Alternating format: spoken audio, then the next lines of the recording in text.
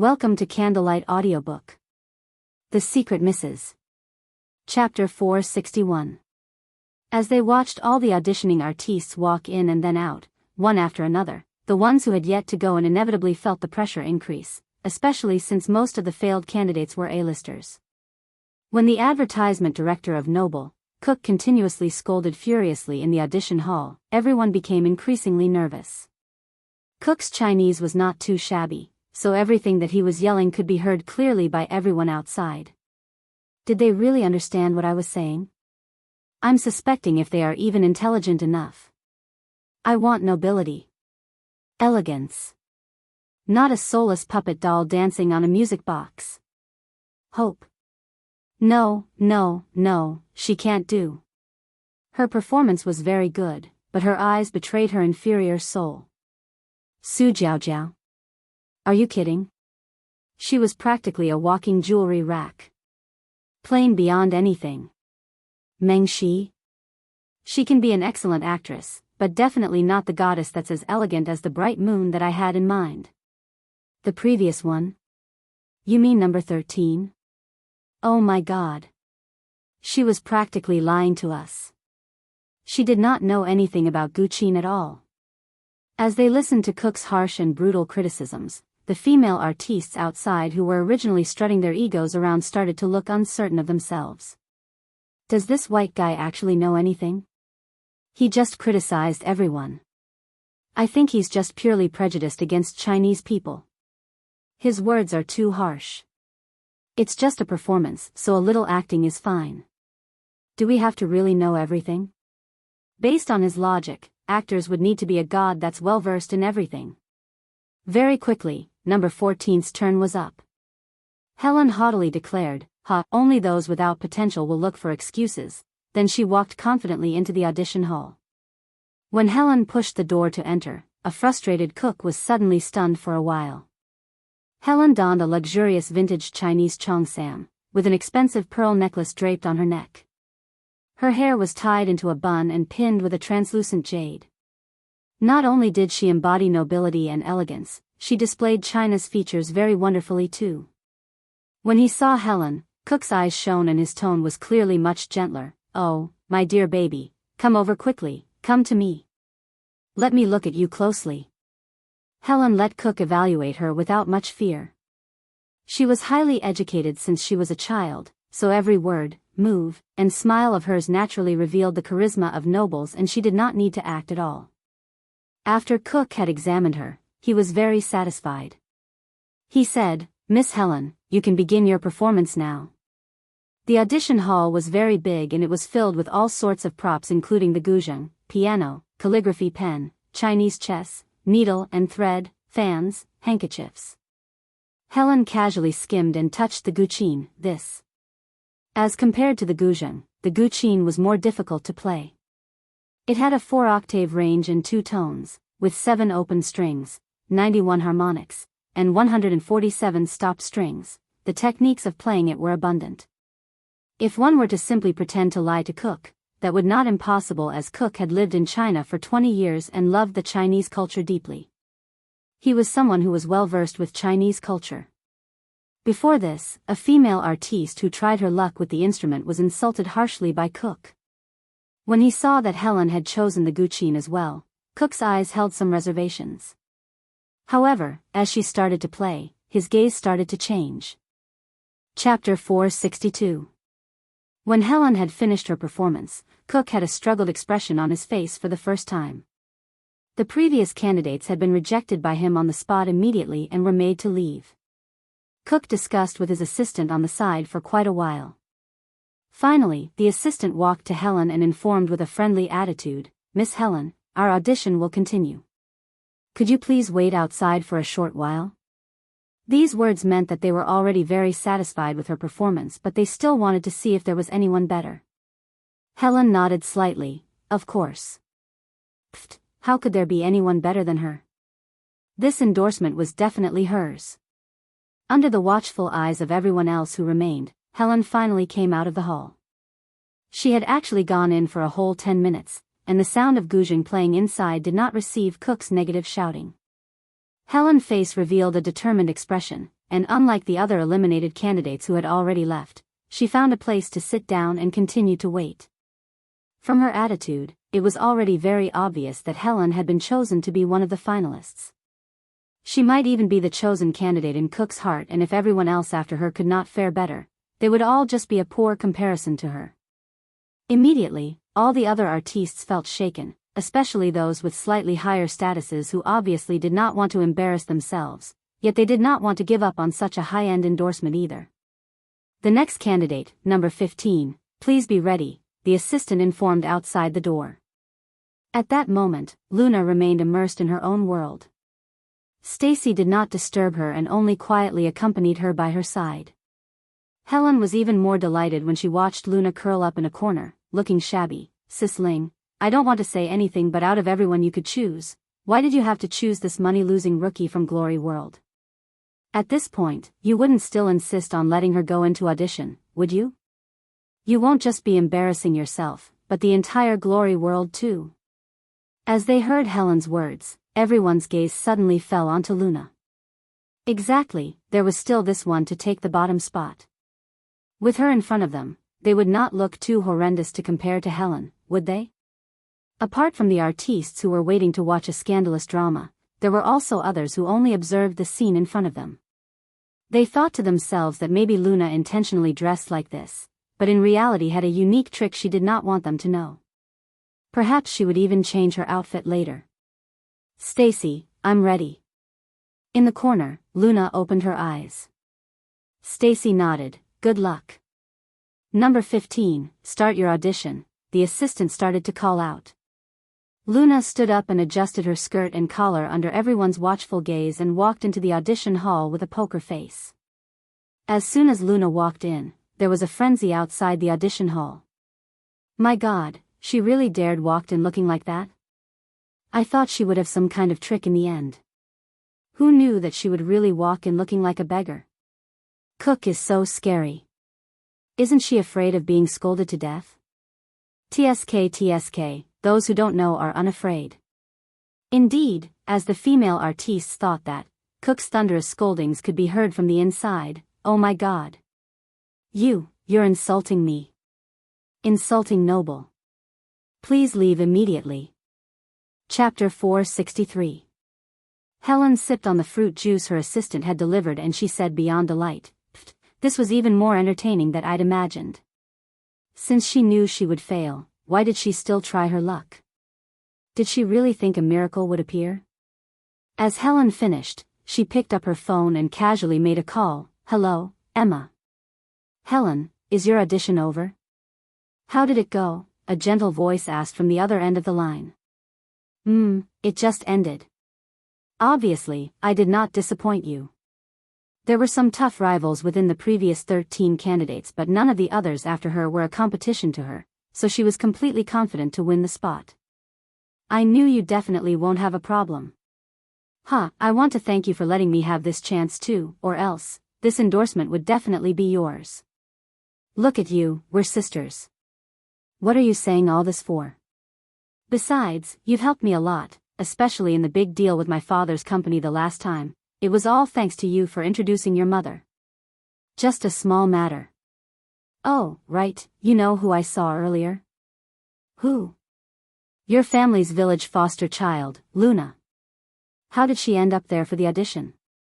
Who knows what sheet luck she had that she actually got through the preliminaries. But it's a good thing that she had luck because there is a good show going on right now, you know? Our advertisement's theme is noble, yet she came over looking as shabby as a beggar. What? Is she crazy? I think she must be. You don't have to be afraid of someone like her, she can just ruin herself. Okay, I will get off the phone now. Wait for my triumphant return. At the same time, inside the audition hall. As she faced Cook's face of disbelief and ridicule, Luna stood there quietly without any change in her expression, clarity shining in her eyes. Instead of her turning her head away in shame, it was Cook, who when faced with those pair of clear eyes, he suddenly had a kind of guilty illusion. Actually, the girl's dressing today was nothing that had gone too overboard. It was only when compared to those luxuriously accessorized artistes outside that she seemed to be nonchalant and casual. The dress she wore seemed very dirty and old, but it was actually very clean and neat. Her porcelain makeup-free face made him think of a Chinese prose. The clear water revealed a lotus, engraved by nature. However, facing a candidate that had not prepared wholeheartedly at all, Cook still felt insulted and insisted on immediately rejecting her. I'm talking to you, don't you understand Chinese? You've been eliminated, please leave immediately and don't affect everyone else after you. He did not even bother to look at her name. Ignoring Cook's roaring scoldings, Luna walked over to the guqin that Helen had played earlier. She casually plucked several of the strings.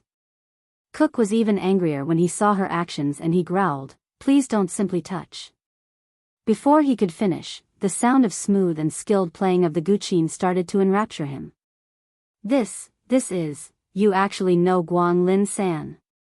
Cook looked slightly shocked. This was one of the guqin tunes that was famous for being notoriously difficult.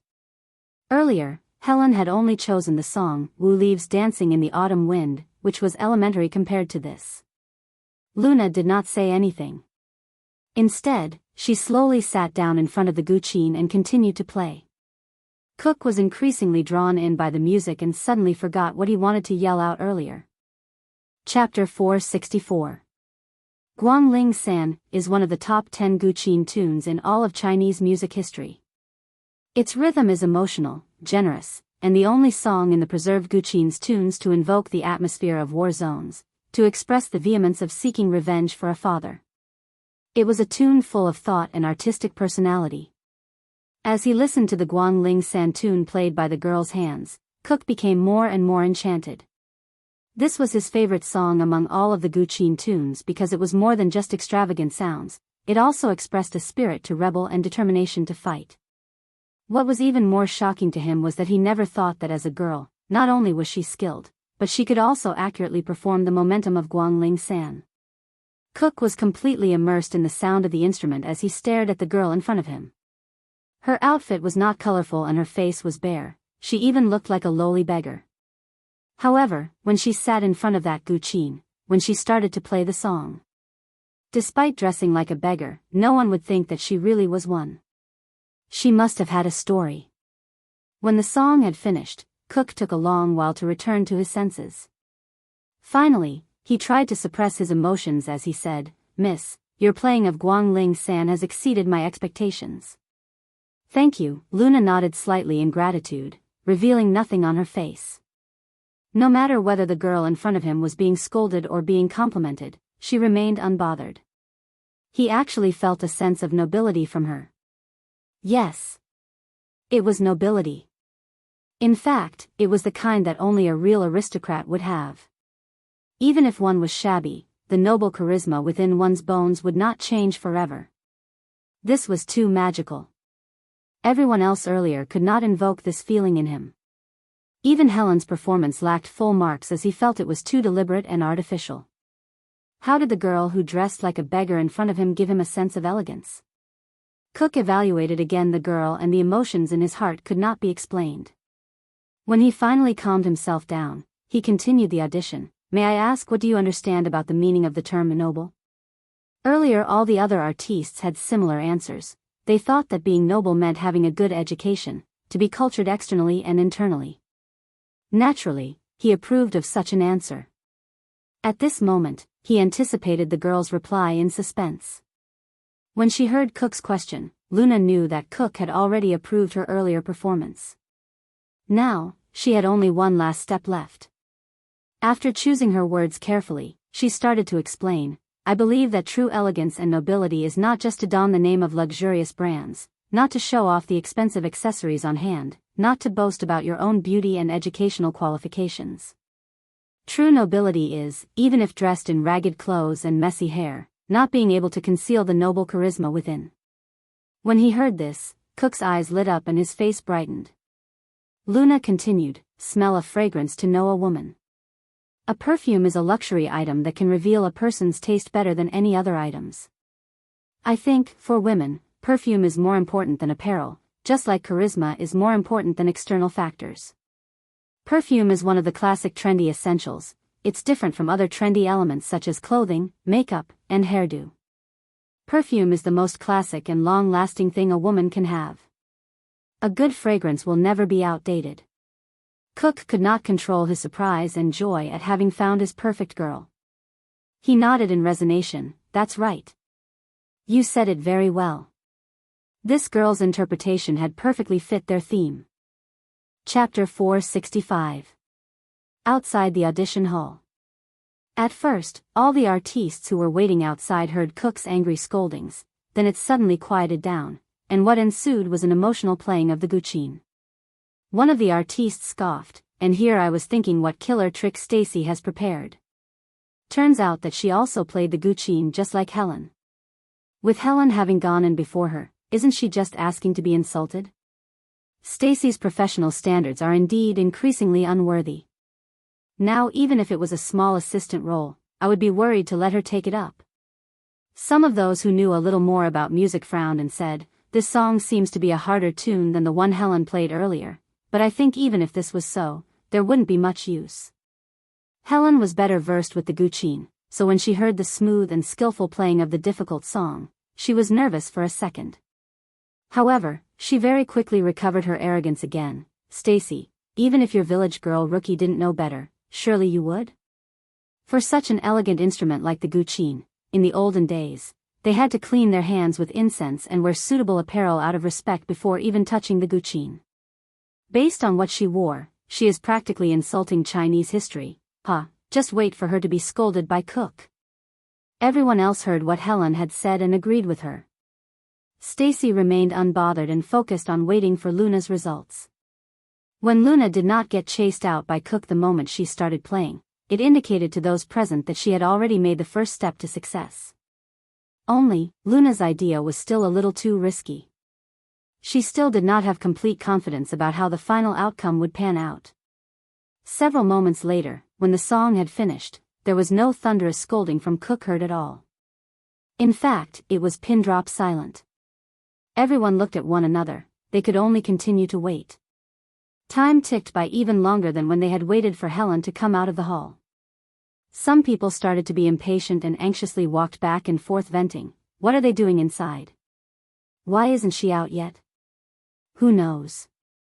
It's probably because the director is too cross with her that one or two sentences aren't enough to express his hatred. Cook is one of the top 10 advertisement directors globally and he is known for his temper. I think this time, even Glory World will be dragged down. At the same time, inside the audition hall.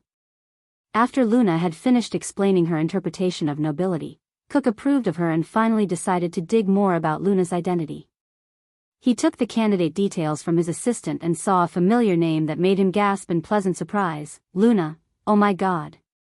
You're Ella." "Ella, yes, that's a character for one of the films that I was involved in," she acknowledged. Stacy mentioned that she had sent in her clip of The World, so Luna was not too shocked by his reaction towards her name, but she wondered if Cook's expression was a little over the top. "Dearest Miss Brown, the first time I saw Ella, I was very drawn to the character and could not wait to watch this movie. Could you please tell me when it will be out in the theaters?" Cook looked slightly guilty for having even thought of her as a nuisance at the start. She looked vastly different when dressed in olden-day outfits and more contemporary clothing. He could not recognize her immediately and had almost chased her out at the start. For an actor, the happiest moment would definitely be when their movie character receives recognition, so Luna politely answered, "The movie is currently still in post-production editing, so I'm not too sure of the actual date of release either. Probably in another month's time." Director Cook, thank you very much for your love for the character. Chapter 466. No, she deserves my praise.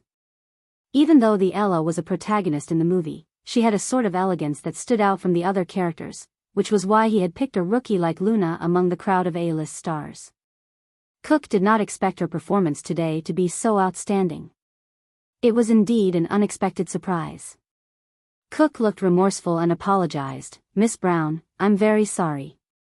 Because of my ignorance and shallowness, I almost missed out on your exquisite talent. You're right, true nobility is part and parcel of charismatic qualities and not exclusively an extrinsic matter. Cook brought Luna to have a look at the fragrances that were displayed on the exhibit shelves, explaining, for 2 decades, the Noble brand has been passed on from generation to generation and it insists on retaining the fine techniques of aroma distillation. The ingredients that are chosen to make each scent come from the best regions, hence enhancing the unspoken agreement that our fragrances are for the deserving aristocrats. I'm very honored to be shooting an advertisement for a brand like this. To completely embody Noble's charm, I have a very strict demands for the spokesperson. Thank God that we have crossed paths, you and I. I am confident that this will be a splendid collaboration. As he watched Cook chat non-stop with Luna, the assistant had to walk over from the side and remind him softly, "Director, there are still many people waiting outside. Should I inform the next candidate?" Cook suddenly stopped and quickly said, "No need, Miss Brown is the spokesperson I want. You can tell everyone else to leave." Outside the audition hall, the artistes watched anxiously as the door finally opened and Cook's assistant walked out. "Honorable ladies, Noble's spokesperson has been chosen, so today's audition ends here. Thank you, everyone, for coming all the way here. After this, the Noble Group will arrange a grand 3-day vacation for everyone. We hope everyone will enjoy the happy memories." Everyone was stunned, especially those who had not even gone in to audition. "What? Already chosen? But we haven't even auditioned." Even though it was hard to accept the fact, most of them had seen it coming. Many high-flying artistes were even relieved that they did not have to embarrass themselves in the auditions. They courteously walked over to Helen and greeted, "Yueling, congratulations to you." If it was Helen who got this endorsement, I'd be convinced. Helen stood up elegantly and bashfully accepted the congratulatory wishes from the crowd. She then walked over to the assistant to say, "Thank you for Director Cook's recognition. I won't disappoint him." Even though the assistant's Chinese was not as fluent as Cook's, he could sense that something was wrong. He corrected, No, beautiful ladies, I think you've gotten it wrong." "Wrong? What's wrong?" Everyone was confused. The Noble spokesperson whom Director Cook has chosen is not Miss Helen, but Miss Luna. The assistant slowed down his speech and used whatever Chinese he could to answer them clearly. "What? Luna? The one who dressed like a beggar? Are you kidding?" When Helen heard this, her face fell flat and she probed, "Mr. Assistant, has there been a misunderstanding? Are you sure Mr. Cook said it was Luna?" She had already reported the good news to Emma, but now they were telling her that the spokesperson role had not gone to her. Not even anyone else, but that village girl Luna who she had been ridiculing? The assistant confidently nodded, "I'm not wrong, it was indeed number 15, Miss Luna, who just entered earlier." Chapter 467. Helen took a deep breath, then said seriously, "Mr. Assistant, I'm barely convinced by the outcome of this audition. We need a proper explanation." The assistant looked helpless and feebly said, "Miss Lee, this is Director Cook's decision. I have no say in it." "Then, let me meet Director Cook. I want to talk to him face to face," Helen insisted. Now the other female artistes were shocked as well and they were all suspicious of whether the assistant had made a mistake. Even Stacy was taken aback by the results. The assistant had no option but to say, "Okay, I will convey your message." With the crowd anxiously waiting, the assistant disappeared into the hall and came out very quickly to announce to everyone, "Miss Lee, Director Cook told me to tell you and the other ladies present to wait for Noble's advertisement to be released, then everyone will naturally know that Miss Luna is the perfect fit for the brand." When he was done, he bowed like a proper gentleman and did not say anything further. He looked towards the corner of the room and questioned, "May I ask if you are Miss Brown's manager, Madam Stacy? Director Cook has invited you to enter to discuss the collaboration details in concrete." "Okay, thank you." Stacy was stunned for a while, then she got up and followed the assistant into the audition hall. Left in the waiting area were a flabbergasted Helen and a group of outraged female artistes. "Wow! Is it really Luna? We actually lost to someone like her? This is such a joke. Actually, I wanted to say earlier, setting aside the fact about what type of person Luna is and how she dresses, she's an artiste under Stacy, so how simple can she be? Stacy would not be so stupid to make such a rookie mistake. Alas, they really came prepared. We were too careless. TSK, it looks there's another black beauty in the entertainment circle. Pfft, Helen was really humiliated this time. Before this, she was overthrown by Eva, and now that Eva has finally left the scene, yet another one of Stacy's artistes has knocked her off her pedestal again. After they finished discussing the collaboration. On the way back, Stacy looked at the girl beside her thoughtfully. The more time they spent together, the more she felt like she was unfathomable. Before this, Luna kept to herself and did not even have lunch or breakfast. Now, she was wolfing down at a hot dog. When she saw Stacy watching her, she asked with stuffed cheeks, "Stacy, why are you looking at me like that? Don't you feel lucky to have a smart partner like me?" Stacy laughed slightly. Before this, I kept thinking that this way was very risky because Cook is very familiar with China.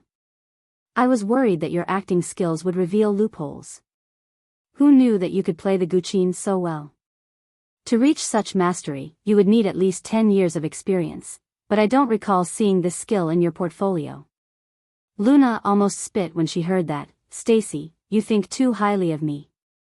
Do I look like someone who would spend such a long time cultivating skills? She put up her index finger and said, I'll tell you honestly, I only learnt it for a month. In fact, this is the only song I know. It's a good thing that I've got a pretty good memory. I tried very hard to memorize every single string and note. When I first learned it, my only thought was to use it to look cool. When she heard Luna's answer, Stacy blinked in surprise, then she giggled uncontrollably. So that's the story behind the song. Luna nodded. Yeah, I like to learn a little bit of everything. I like to learn many complicated things, but actually, I'm not very good at any of it. If the skills can be achieved in a short time, that's fine, but I can only touch the surface level of those skills that need years and months to cultivate. She did not have time to be cultured, her only goal was survival. From her experience in the Brown family before this, she felt like only if she could crazily learn every field and every bit of knowledge possible, then only would she feel a sense of security. Chapter 468. Due to the upcoming perfume advertisement shoot, Luna needed to stay for a while in Los Angeles. Riding on this opportunity, she had something very important to do. She wanted to visit someone.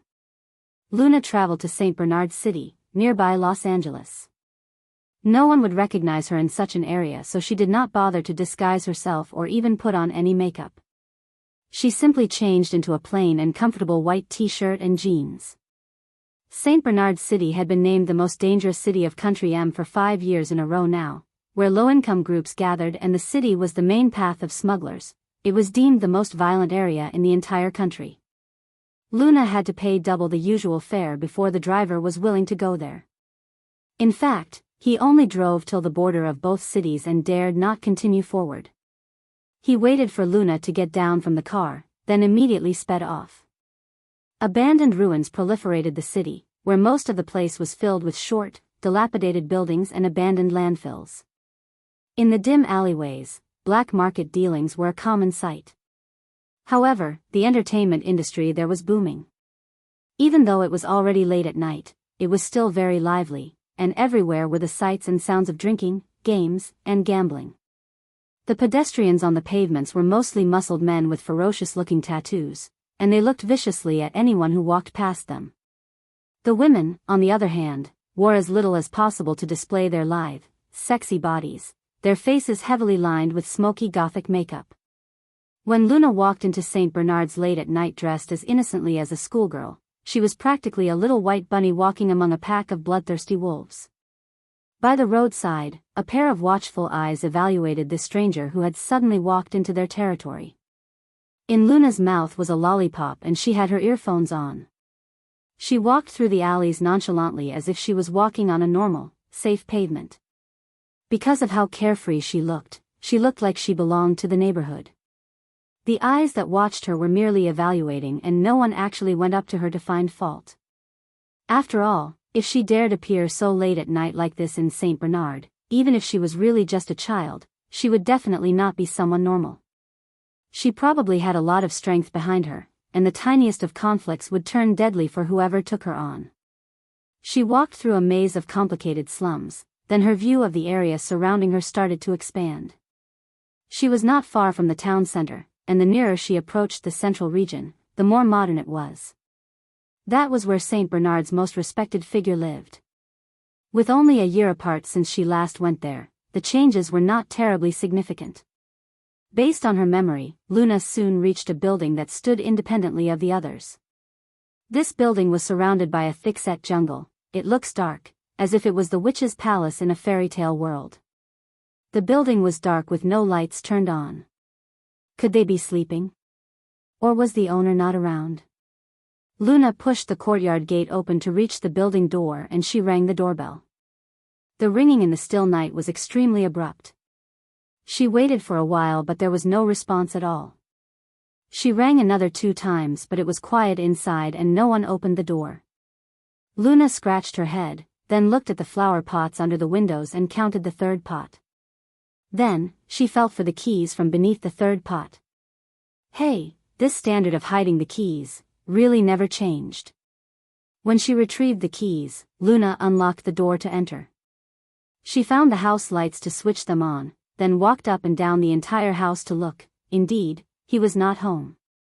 Luna looked at the time on her phone, then sat down on the sofa in the living room. She decided to just wait there until the owner returned. Chapter 469. In the cold house, Luna waited for quite a long time but the owner still had not returned. After a while, Luna got up and was attracted by the cartoon figures on the table. Her curious eyes evaluated the cartoon figures, then she smiled. That person still had not changed much, just like living in a 2-dimensional world.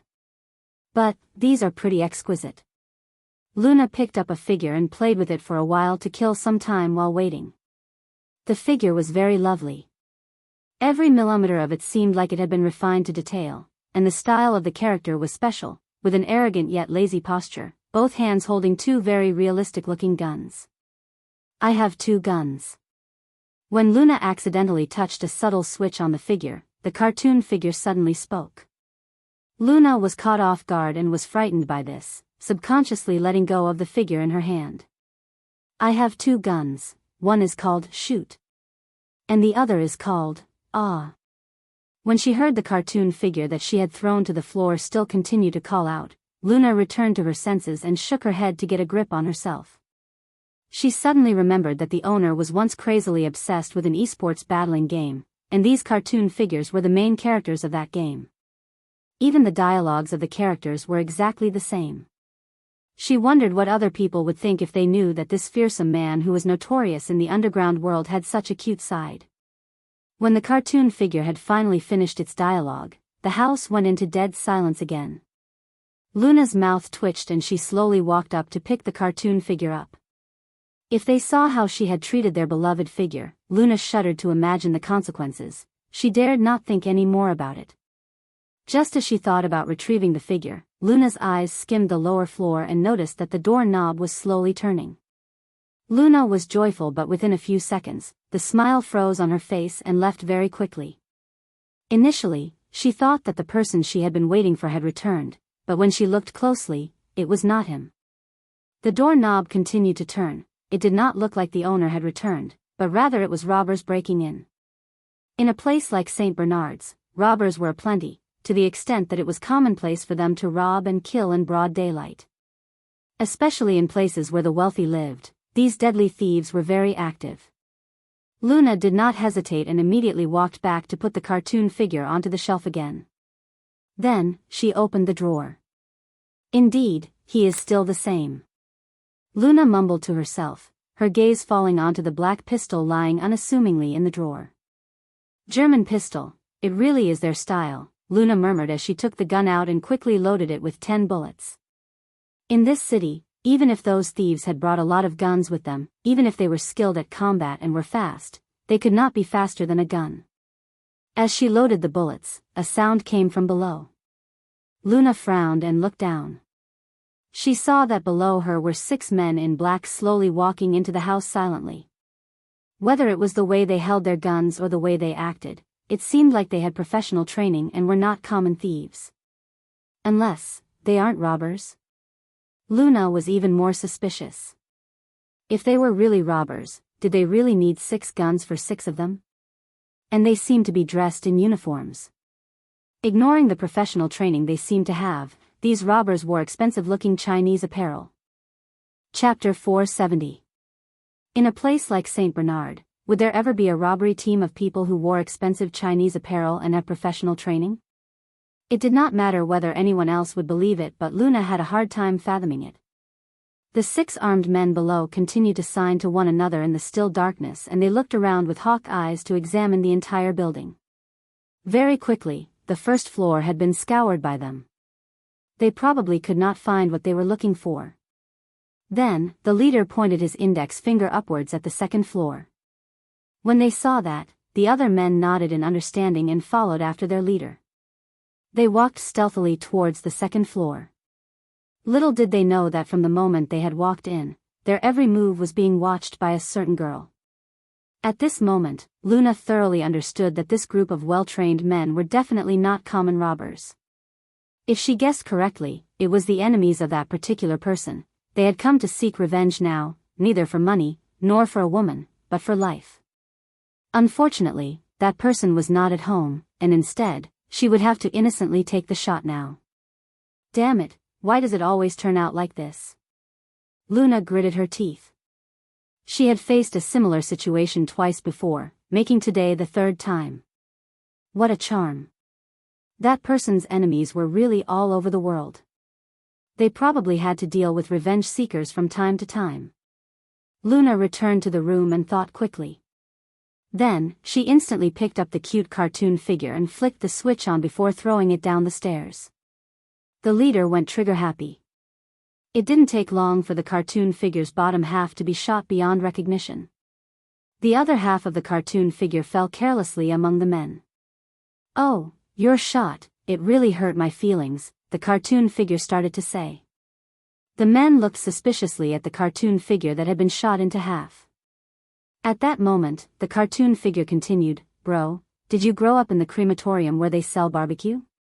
This will be a massacre. Let's get some magic going first, how about that?" Damn it. The lead man scowled, then viciously crushed the figure that would not stop talking into pieces. At the same time, Luna's body flashed across the void. Luna's eyes were sharp as an eagle's and cold as ice. It almost seemed like she had become a whole different person.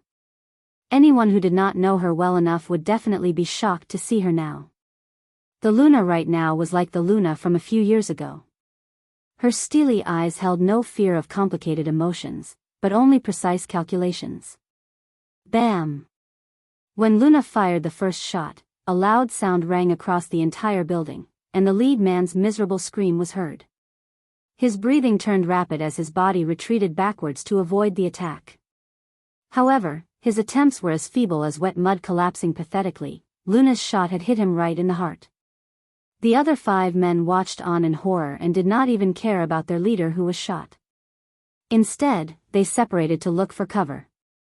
At the same time, gunfire blasted another 3 times.